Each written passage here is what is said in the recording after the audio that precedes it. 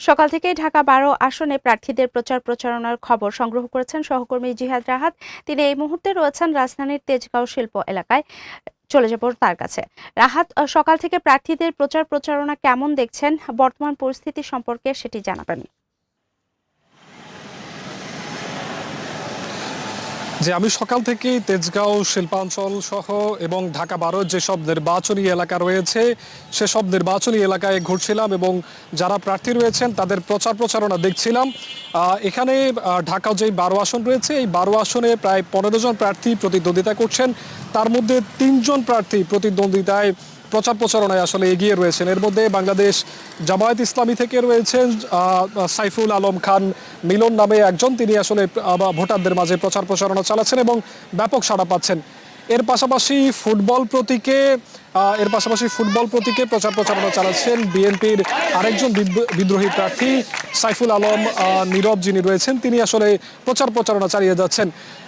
এই ৩ জন প্রার্থীর মধ্যে আরেকজন প্রার্থী জনপ্রিয়তায় এগিয়ে রয়েছেন, তিনি হচ্ছেন বিপ্লবী ওয়ার্কার্স পার্টির সাধারণ সম্পাদক সাইফুল হক। তিনি আসলে প্রচার প্রচারণা চালাচ্ছেন এবং তিনি কিন্তু সাধারণভাবে ভোটারদের দ্বারে দ্বারে যাচ্ছেন, দুয়ারে দুয়ারে যাচ্ছেন এবং তারা আসলে প্রচার প্রচারণা চালিয়ে যাওয়ার মাধ্যমে ভোটারদের কাছে ভোট প্রত্যাশা করছেন।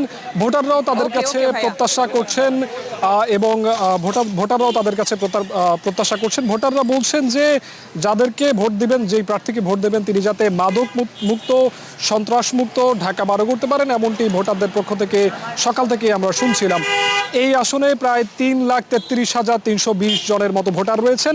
তারা আসলে তাদের পছন্দের প্রার্থীকে আগামী ১২ ফেব্রুয়ারি বেছে নেবেন বলে প্রত্যাশা সকলের। এই ছিল তেজগাঁও শিল্পাঞ্চল ঢাকা ১২ আসন থেকে আমার কাছে সর্বশেষ। এদিকে নির্বাচনী প্রচার প্রচারণার আরো খবর জানাতে আমরা চলে যাচ্ছি মিরপুরে। সেখানে রয়েছেন সহকর্মী মিতু। মিতু, নির্বাচনী প্রচার প্রচারণা কেমন দেখছেন মিরপুরের এবং নির্বাচনী পরিবেশ কেমন, প্রার্থীরা কি কি আশা করছেন সেটি বলবেন।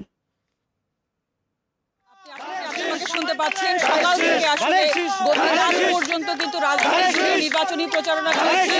এই মুহূর্তে আমরা রয়েছি ঢাকার ১৪ নির্বাচনী প্রচারণায়, যেটি ধানের শীষ মার্চের প্রচারণা চালাচ্ছে সানজিদা ইসলাম তুলি এবং হাজার হাজার সমর্থকরা রয়েছে, তারা কিন্তু তার নির্বাচনী প্রচারণা চালাচ্ছে। আমরা দেখতে পাচ্ছি এখানে শিশু থেকে শুরু করে প্রাপ্তবয়স্ক সবাই কিন্তু এই নির্বাচনী প্রচারণায় আছে। আমরা একটু সরাসরি প্রার্থীর সাথে কথা বলবো। কেমন দেখছেন নির্বাচন?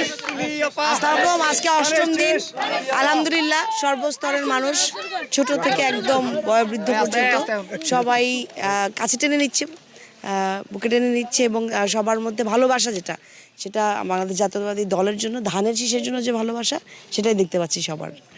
দর্শক, কথা বলছিলেন ঢাকা ১৪ আসনের প্রার্থী সানজিদা ইসলাম তুলি। আমরা সরাসরি আপনাদেরকে দেখানোর চেষ্টা করছিলাম এবং এই মুহূর্তে কিন্তু বেশ উৎসব মুখর পরিবেশে আসলে প্রচারণা চলছে এবং ভোটারদের দ্বারে দ্বারে আসলে প্রার্থীরা যাচ্ছেন, নানা প্রতিশ্রুতি দিচ্ছেন। কিন্তু ভোটাররা কিন্তু বলছেন যে শুধু প্রতিশ্রুতি না, তারা এই প্রতিশ্রুতির বাস্তবায়ন চায়। কিন্তু তাদের নানা দাবি দেওয়া এই প্রার্থীদের কাছে তুলে ধরছে। এই ছিল আপাতত এই ঢাকা ১৪ আসনের প্রচারণা সর্বশেষ তথ্য।